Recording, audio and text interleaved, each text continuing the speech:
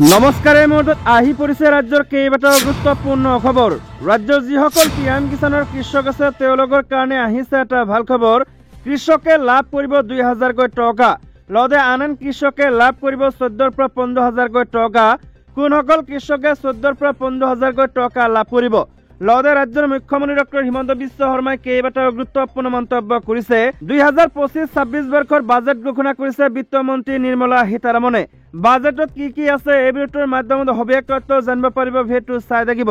লগতে চেনেলটোত যদি নতুনকৈ আছে তেন্তে চেনেলটো ছাবস্ক্ৰাইব কৰাৰ লগতে ভিডিঅ'টোত এটা লাইক কৰি দিব। তেন্তে আহক বন্ধু বান্ধৱীসকল আজিৰ ভিডিঅ'টো আৰম্ভ কৰোঁ। ৰাজ্যৰ প্ৰথমটো ডাঙৰ গুৰুত্বপূৰ্ণ খবৰ আহিছে পিএম কিষাণ কৃষকসকলৰ কাৰণে।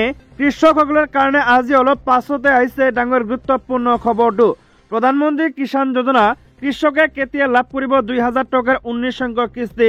ডাঙৰ আপডেটটো এতিয়াই জানি লওক। প্ৰধানমন্ত্ৰী কিষাণ যোজনাৰ আপডেট। প্ৰধানমন্ত্ৰী কিষাণ সন্মান নিধি যোজনাৰ কিস্তিৰ পৰিমাণ বৃদ্ধিৰ সন্দৰ্ভত কোনো ঘোষণা কৰা হোৱা নাই। বাজেটত নিৰ্মলা সীতাৰমণৰ ভাষণত সকলো কৃষকে চকু ৰাখিছিল যদিও কিস্তিৰ ধনৰ ওপৰত কোনো কথা কোৱা নহল। কিষাণ ক্ৰেডিট কাৰ্ডৰ সীমা বৃদ্ধি কৰি কৃষকৰ বাবে এই ঘোষণা প্ৰয়োজনীয় কৰি তুলিছে। এই আলোচনা হৈছে পৰৱৰ্তী কিস্তিৰ টকা কেতিয়া একাউণ্টত আহিব। ফেব্ৰুৱাৰী মাহৰ দ্বিতীয় সপ্তাহত প্ৰধানমন্ত্ৰী কিষাণ সন্মান নিধি যোজনাৰ 19 সংখ্যক কিস্তি মোদী চৰকাৰে মুকলি কৰিব পাৰিব। বৃহৎ সংখ্যক কৃষকে কিস্তিৰ সুবিধা লাভ কৰিবলৈ গৈ আছে। যদি আপুনি কিস্তি ল'ব বিচাৰে তেন্তে প্ৰথমে KYCৰ দৰে কাম আৰু মাটিৰ পৰীক্ষণ কৰিব পাৰিব। 2024 চনৰ 5 অক্টোবৰ তাৰিখে প্ৰধানমন্ত্ৰী কিষাণ সন্মান নিধি যোজনাৰ 2000 টকাৰ 18 সংখ্যক কিস্তি মোদী চৰকাৰে মুকলি কৰি দিয়ে। এই কিস্তিৰ দ্বাৰা প্ৰায় 9.5 কোটি কৃষক উপকৃত হৈছিল। পৰৱৰ্তী অৰ্থাৎ 19 সংখ্যক কিস্তি 13 ফেব্ৰুৱাৰীৰ ভিতৰত মুকলি হোৱাৰ সম্ভাৱনা আছে। কিস্তিৰ সুবিধা কেৱল সেইসকল কৃষকক দিয়া হ'ব যিসকলে চৰকাৰী সকলো কাম সম্পন্ন কৰিছে। যদি আপুনি KYC কৰা নাই তেন্তে পলম নকৰিব। আপুনি এই কামটো তৎক্ষণাৎ সম্পন্ন কৰিব পাৰে। ইয়াৰ উপৰিও ভূমি পৰীক্ষণৰ কামো সহজে কৰিব পৰা যাব আৰু কোনো সমস্যা নহ'ব। ইয়াৰ লগতে আপোনাৰ আধাৰ কাৰ্ড আপোনাৰ বেংক একাউণ্টৰ সৈতে লিংক কৰি লওক। এই সকলোবোৰ কাম সম্পূৰ্ণ কৰাৰ পিছতে মোবাইলত কিস্তিৰ এলাৰ্ম বাজিব। 2025 চনৰ 1 ফেব্ৰুৱাৰীত বাজেট দাখিল কৰাৰ সময়ত বিত্তমন্ত্ৰী নিৰ্মলা সীতাৰমণে কৃষকসকলক বিশেষ উপহাৰ দিয়ে। কিষাণ ক্ৰেডিট কাৰ্ডৰ সীমা এতিয়া 5 লাখ টকালৈ বৃদ্ধি কৰা হৈছে। পূৰ্বে সীমা আছিল 3 লাখ টকা, যিটো 2 লাখ টকা বৃদ্ধি কৰা হৈছে। কৃষকৰ বাবে ধন ধন্য কৃষি আঁচনি আৰম্ভ কৰাৰ কথা ঘোষণা কৰিছে চৰকাৰে। 1 কোটিৰো অধিক কৃষকে যোগদান কৰিব পাৰিব আৰু ইয়াৰ দ্বাৰা উপকৃত হ'ব। দেশৰ অৰ্থনীতিৰ সবল অস্ত্ৰ হিচাপে বিবেচিত কৃষি খণ্ডক চৰকাৰে প্ৰচাৰৰ চেষ্টা চলাইছে। ৰাজ্যৰ আন এটা ডাঙৰ গুৰুত্বপূৰ্ণ খবৰ হৈছে বিত্তমন্ত্ৰী নিৰ্মলা সীতাৰমণৰ বাজেটত কি ঘোষণা চাওক বাজেটৰ A to Z।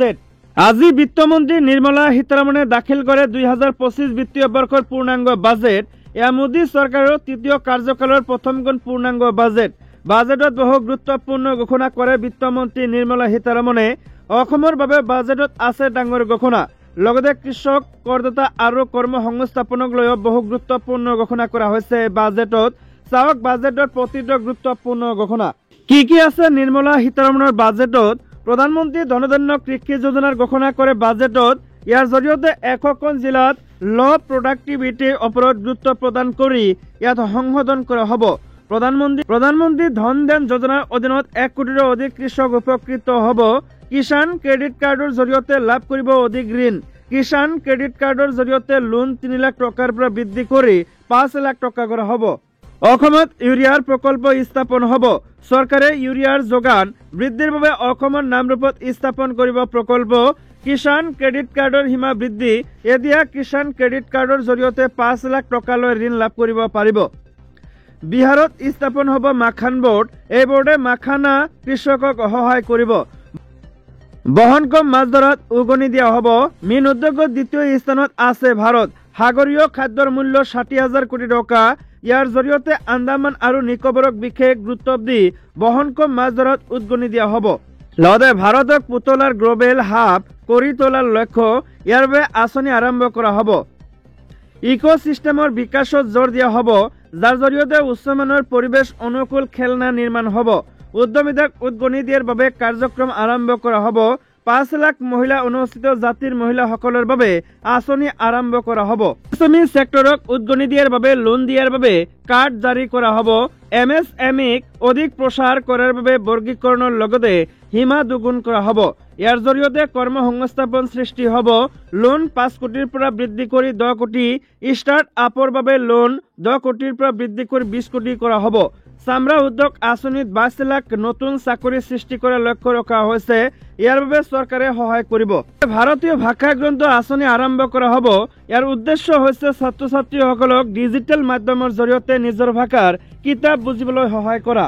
পাটনা IITত আসনৰ সংখ্যা বৃদ্ধি কৰা হ'ব। লগতে হোষ্টেলৰ সংখ্যাও বৃদ্ধি কৰা হ'ব।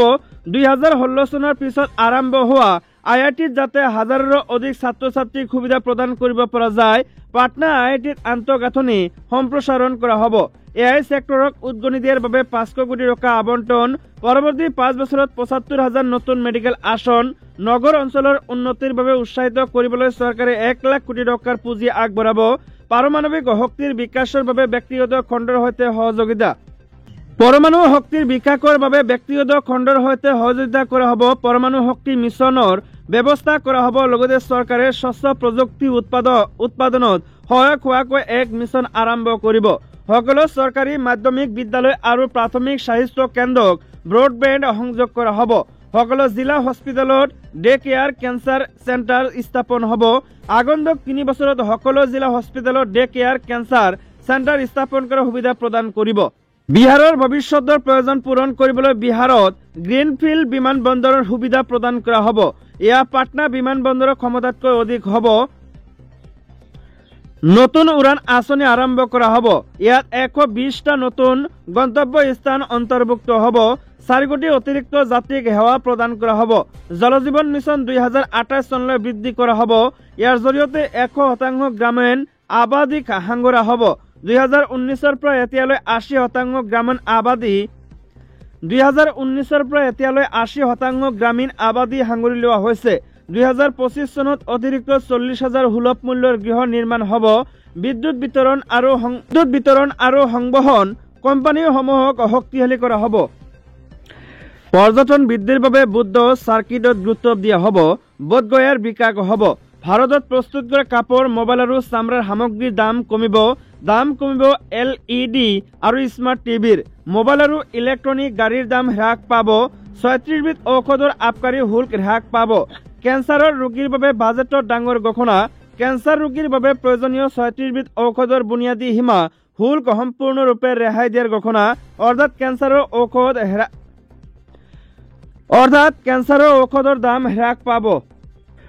কৰদাতাসকলৰ বাবে বাজেটত ডাঙৰ ঘোষণা।